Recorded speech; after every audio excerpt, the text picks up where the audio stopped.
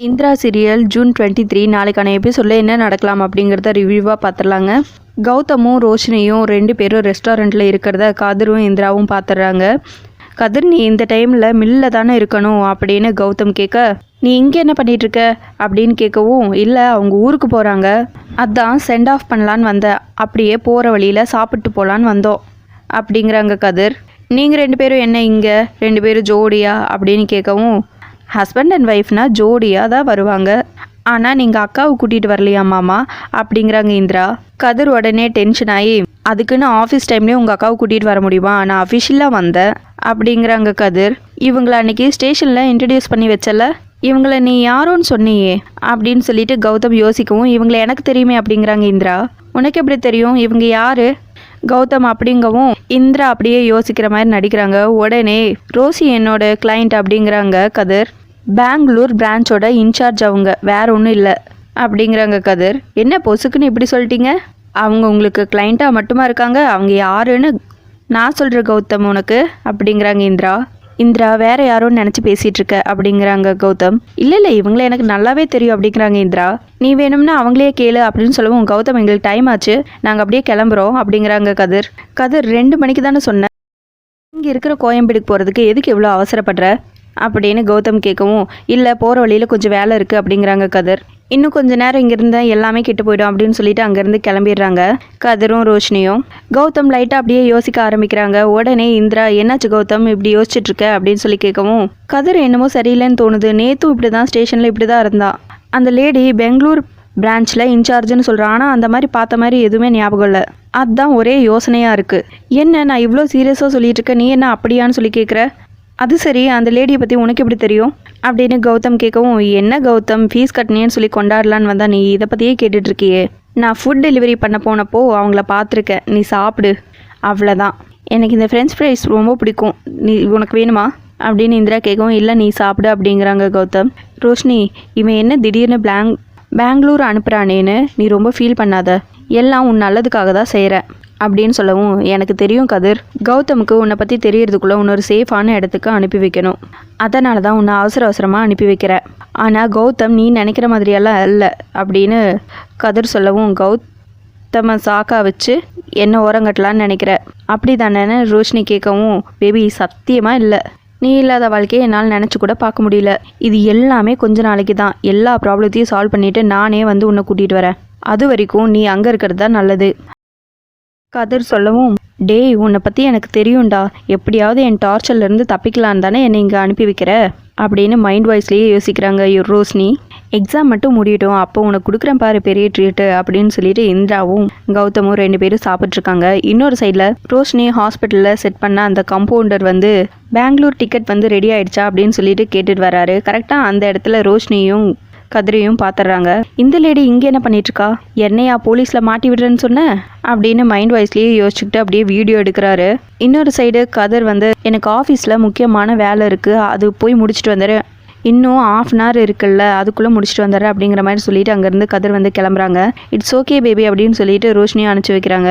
Gautham sir, நீங்கள் எங்கிட்ட photo தானே கேட்டீங்க, உங்களுக்கு நான் படமே எடுத்து அனுப்புகிறேன் அப்படின்னு சொல்லிட்டு கதிரும் ரோஷினி 2 பேரும் சேர்ந்து இருக்கிற மாதிரியான ஒரு வீடியோ எடுத்துட்ருக்காரு. கதிர், உன்னை பற்றி எனக்கு தெரியாதா, என்னை ஊருக்கு அனுப்பி உன் வாழ்க்கையிலேருந்து என்னை அப்ரூவ் நினைக்கிற, அதுக்கு கௌதமை காரணம் காட்டுற, கௌதம் எப்போ என்னை தேடி வருவான்னு காத்துக்கிட்டு இருக்கேன், எப்படியாவது நம்ம விஷயத்த உன் குடும்பத்துக்குள்ளே கொண்டு போய் சேர்த்தே ஆகணும், அதுக்காக தான் நான் காத்துட்ருக்கேன் அப்படின்னு மைண்ட் வாய்ஸ்லேயே யோசிக்கிறாங்க ரோஷினி.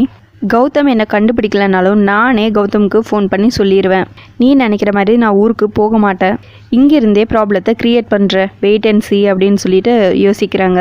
அந்த இடத்துலேருந்து வெளியே வந்த கம்பவுண்டர் உடனே கௌதமுக்கு கால் பண்ணி, சார் நீங்கள் எங்கிட்ட ஃபோட்டோ தான் கேட்டிங்க, நான் உங்களுக்கு வீடியோவே அனுப்பிச்சிட்டேன், நான் இந்த வேலையை விட்டுட்டு வேறு ஏதாவது வேலைக்கு போகலான் இருக்கேன், தயவு செஞ்சு என்னை டிஸ்டர்ப் பண்ணாதீங்க, என்னை விட்டுருங்க சார் அப்படின்னு சொல்லிட்டு உடனே ஃபோனை கட் பண்ணிடுறாரு கம்பவுண்டர். ஆனால் கௌதம் அந்த வீடியோவை பார்க்காமவே ஃபோன் எடுத்து வச்சுட்டு இந்திராவை கூட்டிகிட்டு நீ ஸ்டேட் லெவலில் வருவ, அப்போ நானே உனக்கு ட்ரீட் தரேன் அப்படின்னு சொல்லிட்டு கூட்டிகிட்டு கிளம்பிடுறாரு. இந்திரா எனக்கு கொஞ்சம் ஒர்க் இருக்குது, நீ பேசாமல் ஆட்டோவில் போயிடுறியா அப்படின்னு சொல்லிட்டு ஆட்டோவில் ஏற்றி விடுறாங்க கௌதம் இந்திராவை. இந்திரா உடனே யோசிக்கிறாங்க, இவ்வளோ நேரம் நல்லா தான் பேசிகிட்டு இருந்தா திடீர்னு எதுக்கு நம்மளை தனியாக ஆட்டோவில் போக சொல்கிறான், அத்தை மாமா முன்னாடி அவாய்ட் பண்ணணும்னு நினைக்கிறானோ, ஓவர் திங்கிங் உடம்புக்கு ஆகாது அப்படின்னு சொல்லிட்டு கிளம்புவோம் அப்படின்னு சொல்லிட்டு ஆட்டோ ஏறிடுறாங்க இந்திரா. கௌதம் அந்த வீடியோவை பார்க்கலாம் அப்படின்னு சொல்லிட்டு ஃபோன் எடுக்கிறாரு. கரெக்டாக அந்த டைமில் ஸ்பீடாக ஒருத்தர் வண்டியில் வராரு, இடிச்சு விட்டுறாரு. உடனே ஃபோன் வந்து கீழே விழுந்துருது. கௌதம் அந்த ஆளை பிடிச்சி செமையாக திட்டி விட்டுறாரு. சாரி சார் அப்படின்னு சொல்லிட்டு அங்கேருந்து கிளம்பிடுறாரு அவர். கௌதம் எப்படியாவது இந்த ஃபோன் ஆன் ஆயிருமே, நான் யாருன்னு பார்த்துடணுமே அப்படின்னு சொல்லிட்டு ஃபோனை தட்டி தட்டி பார்க்குறாரு.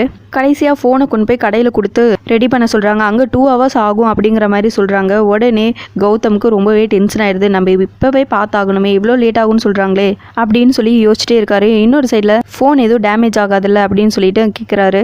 சார் நீங்கள் ரொம்ப யோசிச்சிங்கன்னா பேசாமல் சர்வீஸ் சென்டர் தான் நீங்கள் கொண்டு போகணும் அப்படின்னு சொல்லவும், இல்லை நான் இங்கே பார்த்துக்கிறேன் அப்படிங்கிறாரு கௌதம். ஃபோன் ஆன் பண்ணி பார்க்கலான்னு சொல்லி பார்க்கும்போது இப்படி ஆயிடுச்சு அப்படின்னு சொல்லி ரொம்பவே கடுப்பாக இருக்காங்க கௌதம். இன்னொரு சைடு இந்திரா வீட்டுக்கு வந்துடுறாங்க. காவியா நடந்துட்டு இருக்காங்க. அக்கா நீ உள்ளே போ, உனக்கு காஃபி போட்டு எடுத்துகிட்டு வரேன் அப்படின்னு சொல்லி சொல்கிறாங்க இந்திரா. இல்லை நான் வேணா உனக்கு போட்டு தரேன் அப்படிங்கிறாங்க காவியா. இப்படி பேசிகிட்டே இருக்கும்போது கௌதம் வந்து ஃபஸ்ட்டு அகாடமி கூட்டிகிட்டு போனது, அதுக்கப்புறம் ரெஸ்டாரண்ட் போனது, இது எல்லாத்தையும் இந்திரா வந்து காவியா கிட்டே ஷேர் பண்ணுறாங்க. காவியா ரொம்பவே சந்தோஷப்படுறாங்க. கௌதம் ஃபீஸ் கட்டின விஷயத்தையும் இந்திரா வந்து ஷேர் பண்ணுறாங்க. அதுக்கும் ரொம்ப சந்தோஷப்படுறாங்க காவியா.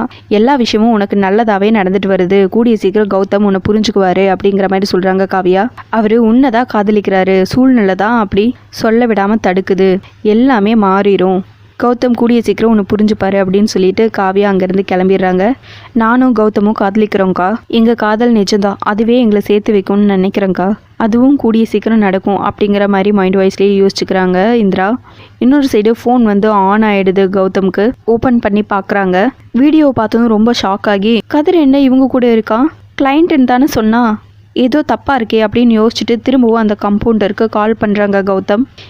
ஏதோ ஒரு வீடியோ எடுத்து அனுப்பிச்சு என்னை ஏமாத்தலான்னு பார்க்குறியா அப்படின்னு கௌதம் கேட்கவும், சார் நானே ஒரு தப்பு பண்ணிட்டோம், திருந்தலான்னு நினச்சி இதை பண்ணால் நீங்கள் என்ன சார் இப்படி சொல்லிட்டு இருக்கீங்க, நானே வேறு வேலை தேடணும்னு சொல்லிட்டு இருக்கேன், நம்புங்க சார், அந்த லேடி கூட இருக்கிறது அவங்க ஹஸ்பண்ட் நினைக்கிறேன் அப்படிங்கிற மாதிரி அந்த கம்பவுண்டர் சொல்லவும், என்னை ஏமாத்தலான்னு நினைக்கிறியா அப்படிங்கிறாரு கௌதம். சார் புரிஞ்சுக்கோங்க சார், தயவு செஞ்சு என்னை டிஸ்டர்ப் பண்ணாதீங்க, இது உண்மைதான் அப்படிங்கிற மாதிரி சொல்லிட்டு ஃபோனை கட் பண்ணிடுறாரு அந்த கம்பவுண்டர். இதில் ஏதோ தப்பாக இருக்கே, கதிர் எதுக்காக அந்த லேடி கூட ரொம்ப நெருக்கமாக இருக்கான், கதிர் இப்படிப்பட்டவனா அப்படின்னு யோசிச்சுட்டு ரொம்பவே டென்ஷன் ஆகிறாரு கௌதம். இதை பற்றியே யோசிச்சுட்டு இருக்காரு. இதோட இந்த எபிசோட் முடிச்சிருக்காங்க. உங்களுக்கு இந்த வீடியோ பிடிச்சிருந்தா லைக் பண்ணுங்கள், ஷேர் பண்ணுங்கள், கமெண்ட் பண்ணுங்கள். தேங்க்யூ.